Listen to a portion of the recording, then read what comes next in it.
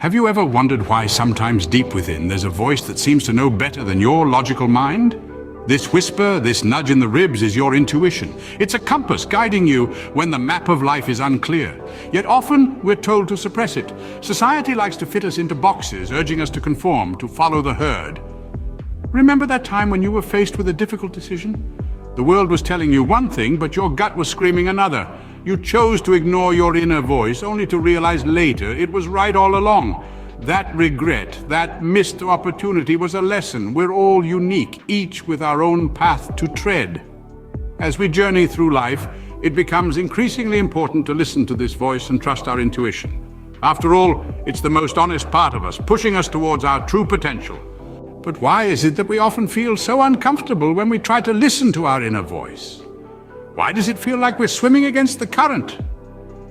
It's a question that's as old as humanity itself. You see, we are creatures of habit, wired to seek safety and security. We build these invisible walls around ourselves, these so-called comfort zones, where everything is familiar and predictable. It's cozy, it's easy, but it's also a trap. It's a cage that limits our growth, our potential, and our ability to truly live. Think about the first time you rode a bike. You were probably scared, right? But you pushed through the fear, you embraced the discomfort, and you learned to ride. And that feeling of achievement, of freedom that came from stepping outside your comfort zone, it was worth every moment of discomfort, wasn't it? Or consider those who learned to swim. The water was intimidating at first. The fear of the unknown, the fear of drowning, it was real. But they pushed past it. They embraced the discomfort, and now they can swim. They can experience the joy of floating, of diving, of feeling weightless. It's a whole new world that opened up because they dared to step out of their comfort zones. Discomfort is not a negative thing. It's a sign that we are pushing our boundaries, that we're challenging ourselves. It's a sign that we're growing. It's the grinding of the gears as we shift from where we are to where we could be. It's the growing pains of the soul. So the next time you feel uncomfortable when you're trying to listen to your inner voice, remember this: discomfort is growth. Embrace it. Step out of that comfort zone, swim against the current. It might be challenging, it might be scary, but it's also where the magic happens. It's where you find out what you're truly capable of. It's where you find your true self. The journey towards greatness often starts with a step outside of our comfort zone. In a world where we're often made to fit into boxes, how can we stay true to ourselves? Authenticity, it's a term we toss around, yet it's a quality that's so elusive. But why is it so vital? Well, it's because authenticity is the cornerstone of our identity, the essence of our being, and the key to genuine happiness and success. Think about it. Have you ever felt the immense satisfaction when you've made a decision or taken a stand that was entirely yours, unclouded by societal expectations or peer pressure?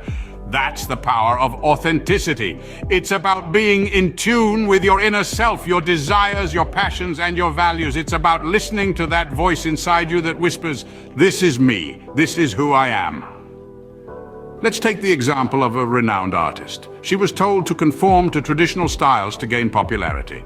But she decided to stay authentic, to create art that resonated with her, art that was a reflection of her soul. The result? She not only gained immense popularity, but also achieved a sense of fulfillment that no amount of societal approval could have given her.